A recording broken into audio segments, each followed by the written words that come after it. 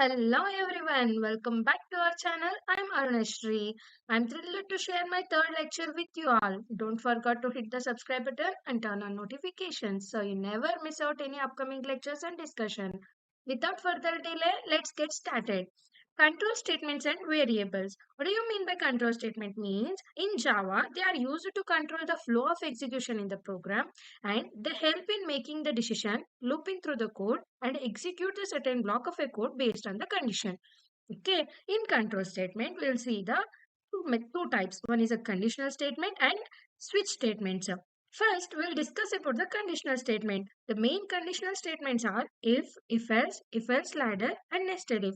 If statement means it will check the condition and execute a block of code if the condition is a true. It means the value of the A will be fine. If the condition will be true, then it will execute that A is a positive number or else it won't execute. The overall, if the condition will be true, then only it will execute the output. Then move on to the if else statement. If else statement allow you to check the multiple conditions sequentially.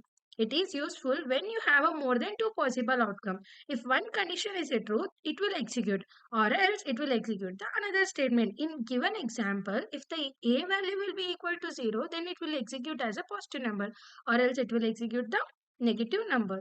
Then move on to the if else ladder statement. It is a sequence of a if else statement in a Java where each statement will be followed by the else statement. Each if else statement will be followed by the else statement.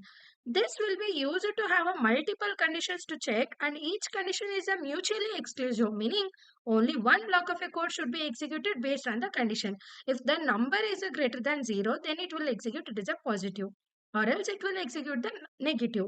If the both the condition is a false, then defaultly it will execute the number is 0. Then move on to the nested if statement. In Java, if statement that is a placed inside the another if statement. This allows for a more complex decision making logic where condition need to be checked in a hierarchical manner. In if statement, the inner if statement is only executed if the outer if statement condition will be true. It means if the outer if statement where x is a greater than 0, x is a greater than z. So that time it will, if that condition is a true, it will execute the two steps or else it will move on to the y is a greater than 0 to the another step. Okay. If in case if x is a greater than 0, then it will print the output as a x is a larger number or else it will print the output as a z is a larger number. If the outer condition is a false, then only it will move on to the y is a greater than 0. Okay.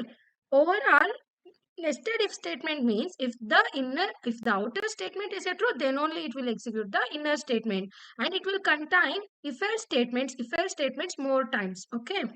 Then move on to the switch statement. It is used when you have a multiple possible execution path based on the value of an expression. It will check the value of an expression against the different cases and execute the code of a block associated with the matching case. It means in this example, we are taking the 1 as an input. If that 1 will be matching to either of any cases, then it will execute that cases or else defaultly it will execute the default output. Then move on to the variables. Variables is nothing but the names which are used to refer the data stored in the memory. They helps to data stored in a memory. And here two types of a variables. One is a local variable and global variable. Local variables are a variables declared within a method or a constructor or a block of a code in Java. They are only accessible within a scope of a code. Okay, which means they can't access will be the outside of the code or outside of the method. Local variables are typically used for the temporary storage of data that is needed only within a specific part of a code. Then move on to the global variables. Global variables are refers to the variables that will be accessed from anywhere within a class or even across the classes in a Java. Here we can see the global variables have two types. One is a instant variables and static variable. Instant variables are associated with the object of a class and each object has its own copy of the variable.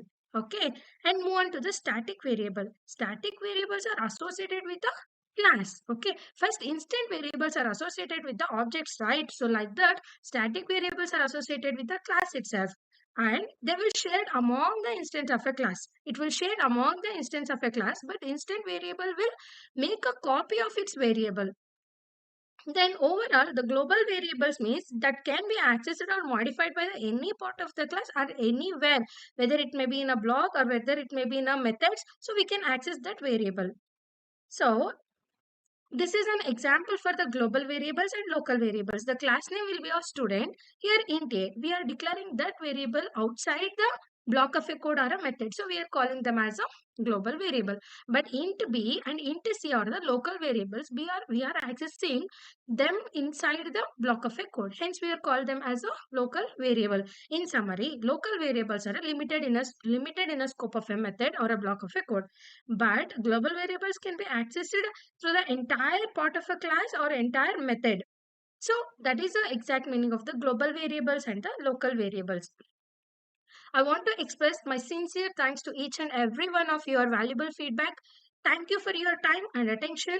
I'm open to any questions or feedback you may have. Once again,